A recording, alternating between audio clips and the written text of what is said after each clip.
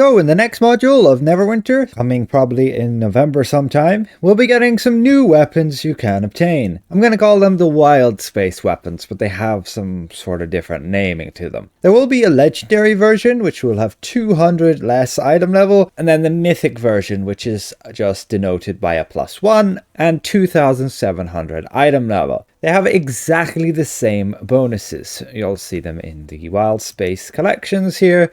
The mythic ones, again 2700, and the legendary 2500. Now where do they come from? Well, the legendary weapons will come from the advanced Defense of the Moondancer new trial, and the mythic ones coming from the Master Defense of the Moondancer trial. The Moondancer, if you're unaware, is this ship, so we'll most likely have to be defending it, potentially from some space pirates, like we saw in the intro quest of accessing this new area, our ship. Exactly what the trial entails, I cannot say yet. It is still under NDA and is not open to public testing just yet.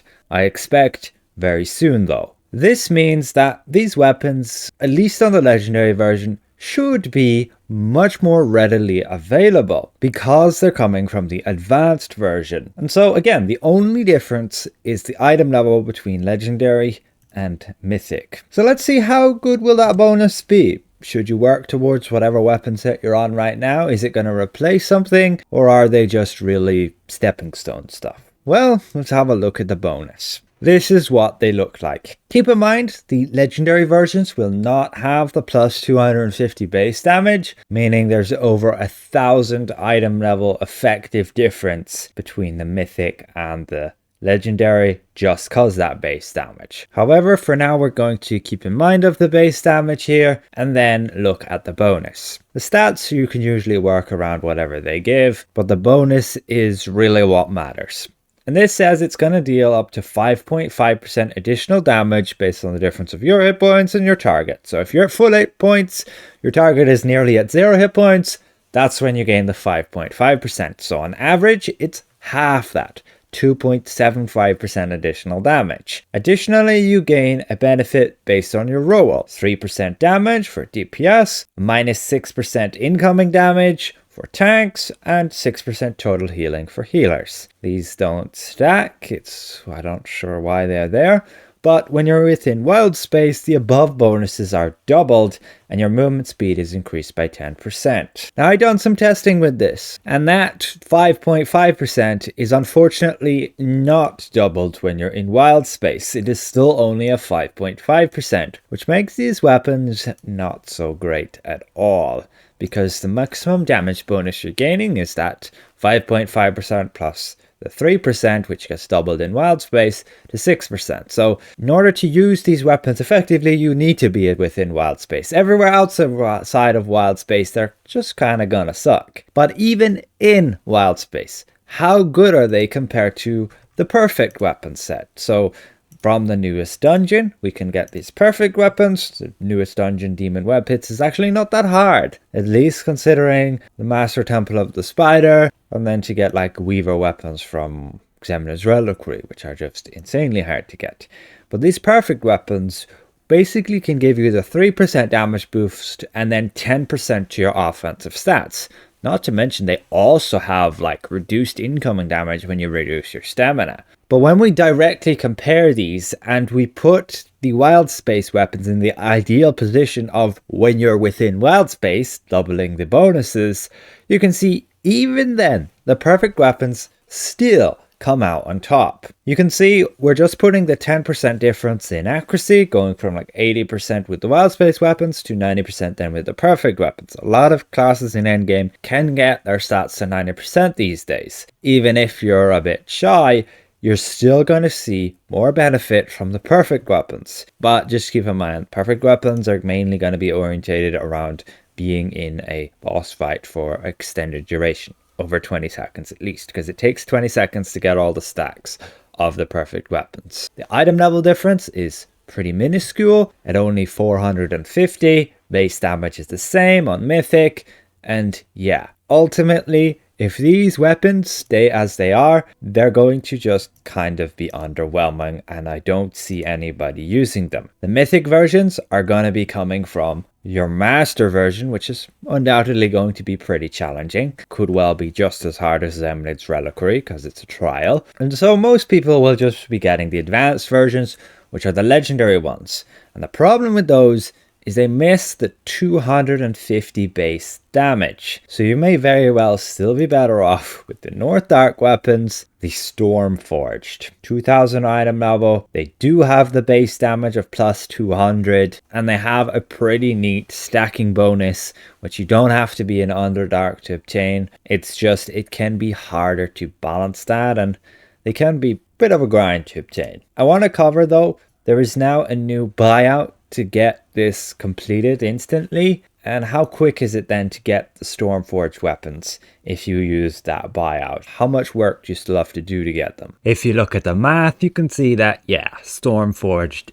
is better even when you just look on average and you're in Wildspace. So all the favors are towards the Wildspace weapons, and they still fall behind those legendary versions than Stormforged from back in the North Dark Reaches, which is just a campaign weapon set versus a trial weapon set upcoming. Ultimately, how it stands, I don't see these weapons as really being used other than stepping stone and fashion. Their appearance is pretty cool, I guess. You can see what they look like here on the Paladin. This is the shield. Remove the Fey Touch illusion and you can see what the mace looks like. It's pretty small though.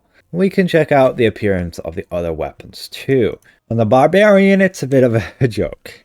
It's a very, very small. I'm not sure why it's this tiny. Definitely could do with a bit of upsizing. For the Bard, they look like this. That's the sword. And then the loot looks like this. The Cleric Scepter looks like this. The Fighter's sword and shield like this.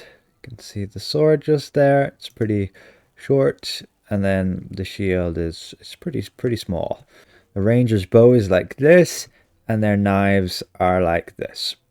So pretty modest. The Rogue's knives are like this. Okay, I should remove the visuals on them. There we go. They're just like, yeah, curved daggers. Warlock's knife is like this. So yeah, just with a big green gem. The Wizard's orb is like this. And that's all of the weapons showcased. So to conclude, ultimately these weapons are a little bit of a disappointment. I will not be using them on my endgame builds.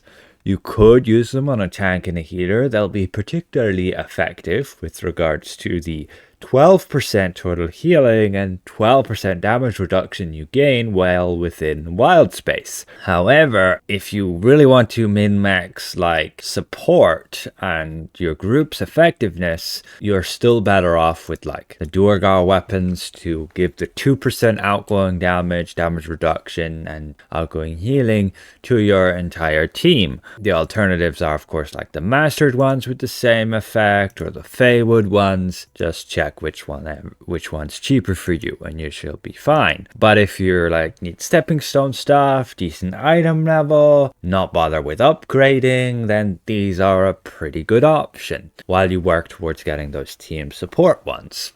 It's just these mythic ones are gonna be pretty hard to obtain, but the legendary ones should be a lot easier coming from the advanced version. If you're a damage dealer, again, the Stormforged will generally do better than these just because their base damage and their higher damage bonuses.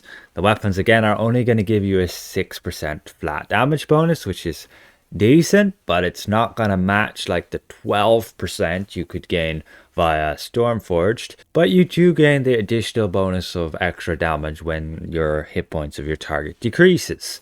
But again, it's only on average like 2.75%. So I think if you can get these weapons, don't want to bother with Stormforged, they're decent, specifically within Wildspace, and they shouldn't be the hardest to obtain.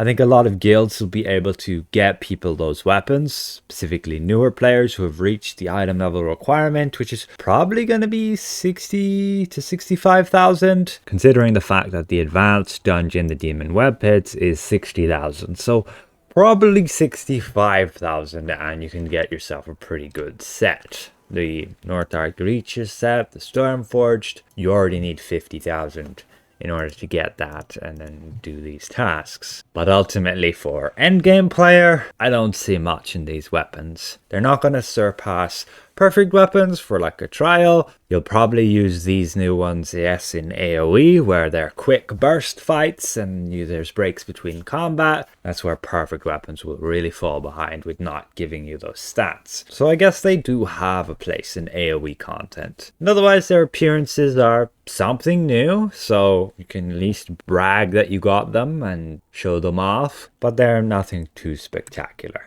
Just keep in mind, this is the current state of the weapons. It is still the preview server. Things are still open to change. So this is more of my feedback and test results of these weapons. Again, if that bonus does double the initial 5.5% while within Wildspace, that could make these a little bit better than the perfect weapons. As you can see with this math, nearly 1% better, with the doubling of the 5.5%, making it on average an actual 5.5%. But with that said, a special thank you to all these channel members for their added support. I'm gonna see you guys around. Goodbye for now. Oh, and yeah, if they don't fix Mirage weapons to not scale weirdly with item level, Mirage weapons will still remain best in slot for the majority of damage dealers in endgame content.